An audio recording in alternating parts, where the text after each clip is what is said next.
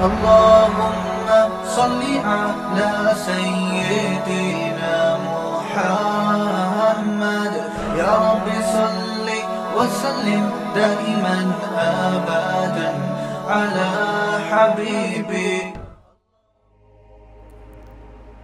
تو اللہ نے جب ہمیں یہ بتایا کہ تم نے یہ ثابت کرنا ہے کہ تم میرے غلام ہو، تو پھر اللہ نے کچھ ایسے احکام بھی دیے کہ جن احکام سے یہ پتہ چلتا ہے کہ یہ واقعی اپنے آپ کو میرا غلام سمجھتا ہے کہ نہیں سمجھتا.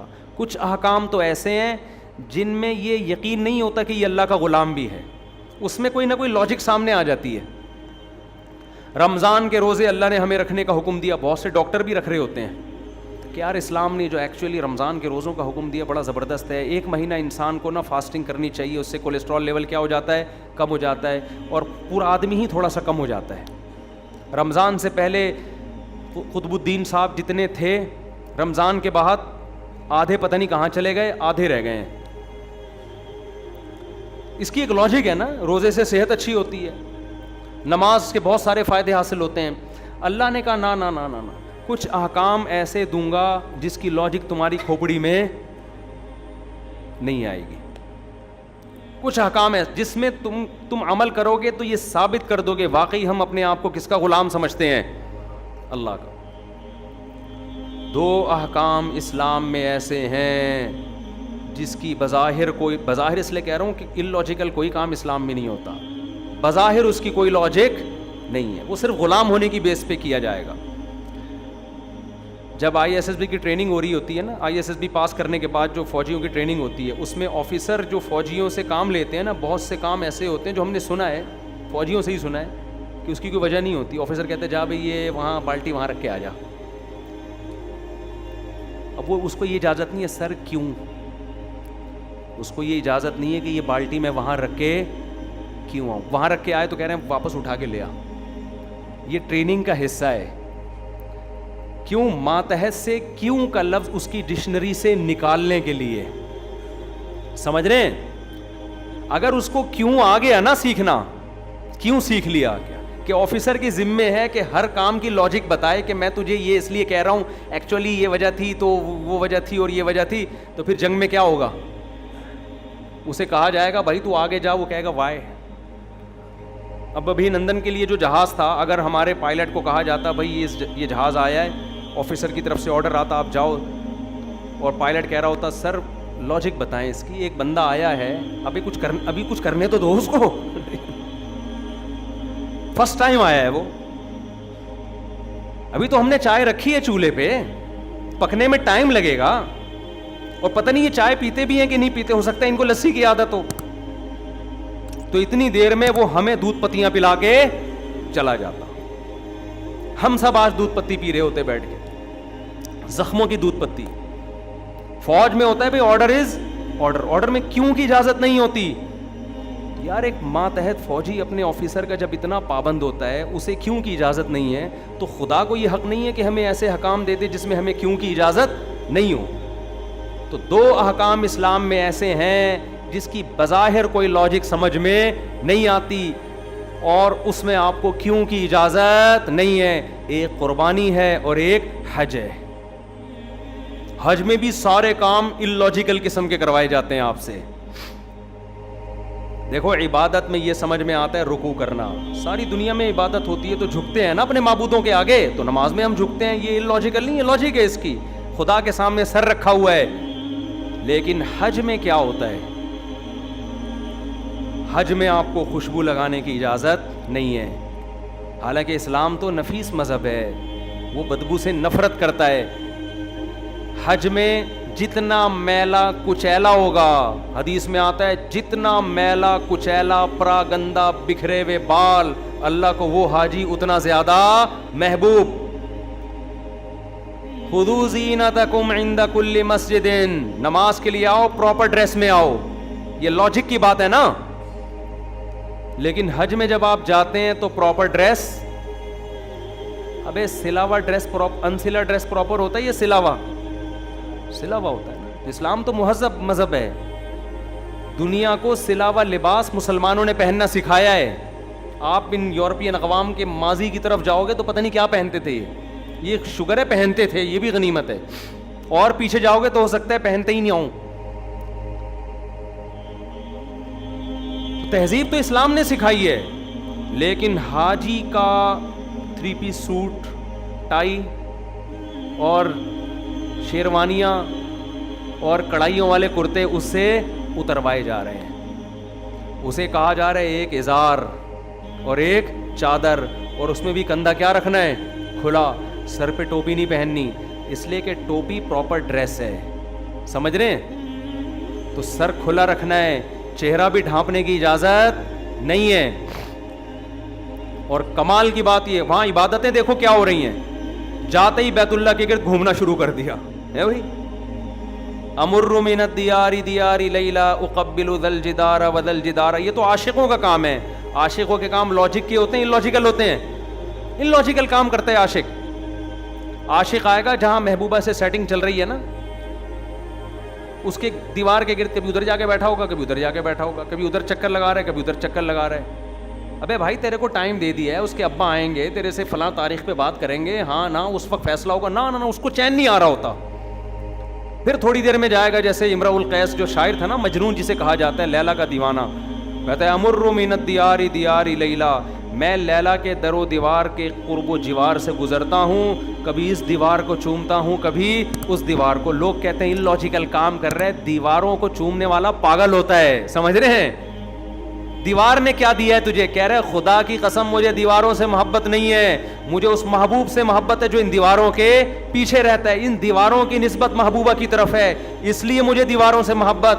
مسلمان یہی کام بیت اللہ کے ساتھ کرتا ہے, ان دیواروں کے گرد گھومتا ہے جو گارے اور مٹی کی بنی ہوئی دیواریں اسی سیمنٹ سے بنی ہیں, اسی مٹی سے بنی ہیں, اور کوئی الگ سے کوئی مخلوق نہیں ہے. وہ ان کی ریپیئرنگ بھی ہوتی رہتی ہے. اینٹ گرتی ہے تو دوسری اینٹ لگا دیتے ہیں اسی سیمنٹ کی, اسی دیوار کی.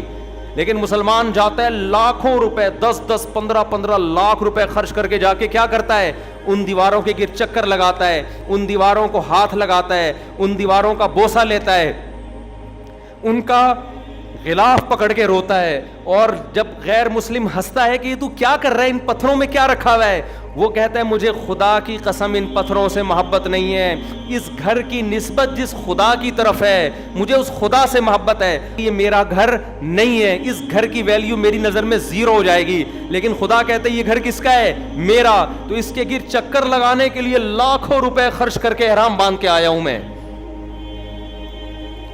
تو جو اپنے آپ کو غلام سمجھے گا وہ حج بھی کرے گا اور عمرہ بھی کرے گا. وہ پھر صفا مروہ کی صحیح دیکھو, یہ کون سی عبادت ہے, یہاں سے بھاگتے ہوئے وہاں جاؤ, وہاں سے بھاگتے ہوئے ہے بھائی, کوئی لاجک بنتی ہے اس کی؟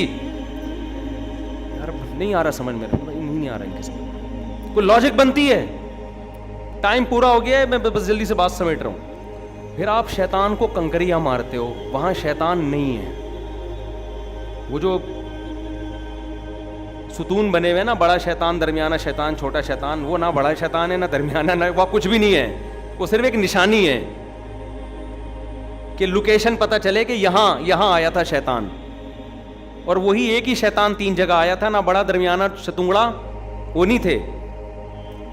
ابراہیم علیہ السلام نے جب شیطان کو کنکریاں ماری تھیں وہ سچی مچی کا شیطان تھا. اب کیا ہے, صرف ان کی نقل اتاری جا رہی ہے.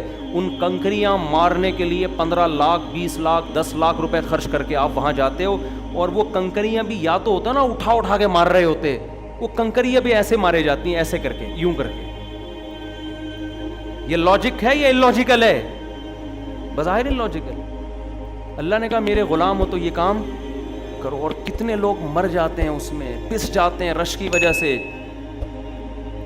اور کمال در کمال یہ کہ جب سارے ارکان سے آپ فارغ ہو گئے, لاکھوں روپے خرچ کیے, عرفہ کا وقوف بھی ہو گیا, سب فارغ ہونے کے بعد اللہ کی طرف سے آپ کو پروٹوکول کیا ملتا ہے, ٹرین کرا لو اپنی. واہ بھائی, اے اللہ ہونا تو یہ چاہیے کہ اب یہاں کوئی ٹرانسپلانٹیشن کا ڈاکٹر بیٹھا ہوا ہو, جو میرے گر گئے ہیں بال وہ بھی واپس ہو گئے.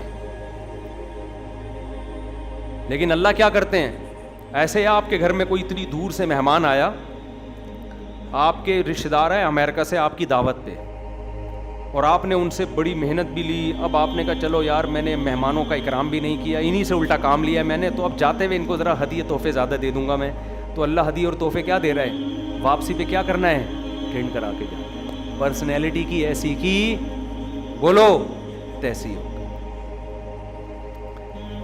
جو اونچے کالر والے لوگ ہیں نا ان کو حج سمجھ میں نہیں آئے گا, لیکن جو دیوانے ہیں جو کہتے ہیں ہمیں کس نے بنایا, اللہ نے, ہم غلام کس کے ہیں, اللہ کے, ان کے لیے حج سے زیادہ لذیذ عبادت کوئی بھی نہیں. کہتے ہیں لاجک کے کام تو بہت کر لیے ہم نے, اب خدا کو خوش کرنے کے لیے دیوانگی کا اظہار کریں گے, ہم دیوانہ پن دکھائیں گے. تو بقرعید بھی ایسے ہی ہے میرے بھائی, جانور لاؤ اور کاٹ کے ذبح کرو. غیر مسلم تڑپتا ہے یار اتنا مہنگا جانور. میں اس دن منڈی گیا نا, 20-25 لاکھ کا جانور کھڑا ہوا ہے. مالداروں کے لیے 20-25 لاکھ ایسے ہیں جیسے 2 پان گٹکے کے پیسے ہوتے ہیں غریب کے لیے. وہ لوگ بتا رہے تھے, مالدار لوگ آتے ہیں, ہاں بھائی کتنے کا ہے جی, یہ سر 50 لاکھ, جو منہ سے نکل گئے یہ لے 50 لاکھ. لا کے کرنا کیا انہوں نے, کاٹ دینا. اب یہ مہنگا جانور خریدنا چاہیے نہیں چاہیے ایک الگ ٹاپک ہے, میں ابھی اس پہ بحث نہیں کروں گا, لیکن رزلٹ کیا نکل رہا ہے, کاٹ دیا اسے. غیر مسلم چیخ اٹھتا ہے یار اتنے کروڑوں کے پیسے ضائع ہو رہے ہیں. او بھائی تیرے تو نہیں ہو رہے نا, کس کے ضائع ہو رہے ہیں, ہمارے ہو رہے ہیں نا, ہمارے ضائع ہو رہے ہیں. ہمیں پتہ ہے ضائع نہیں ہو رہے. لوگ پوچھتے ہیں کہ یہ اس کی لاجک کیا ہے قربانی کی. ہمارے نبی نے بتا دیا کیا لاجک ہے. فرمایا سنت ابیکم ابراہیم, تمہارے باپ ابراہیم کی سنت. ابراہیم نے کس کو ذبح کرنے کے لیے لٹایا تھا, بیٹے کو. اس کی کوئی لاجک بنتی تھی؟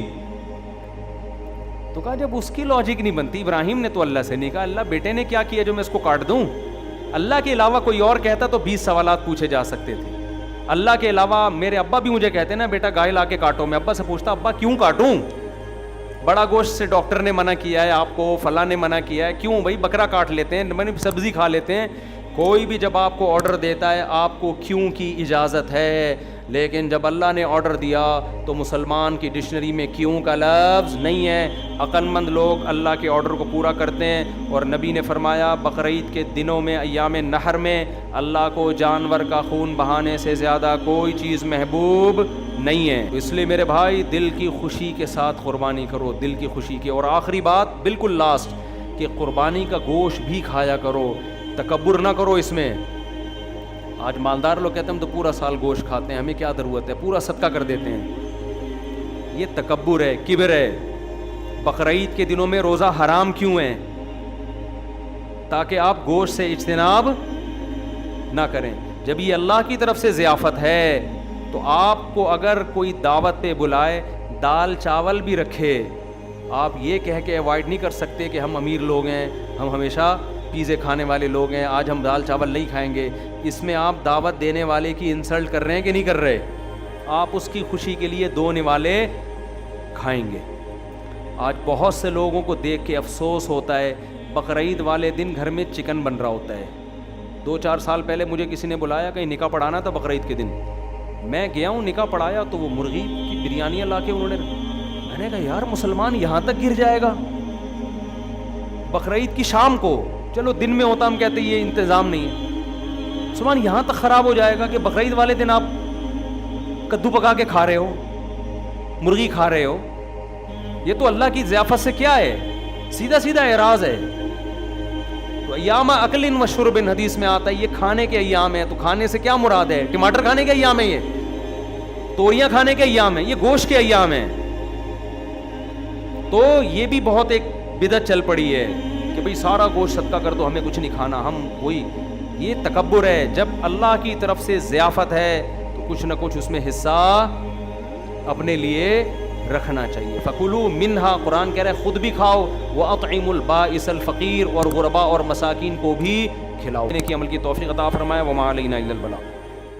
مفتی طارق مسعود صاحب کے بیانات سننے کے لیے youtube.com/مفتی طارق مسعود کو سبسکرائب کریں.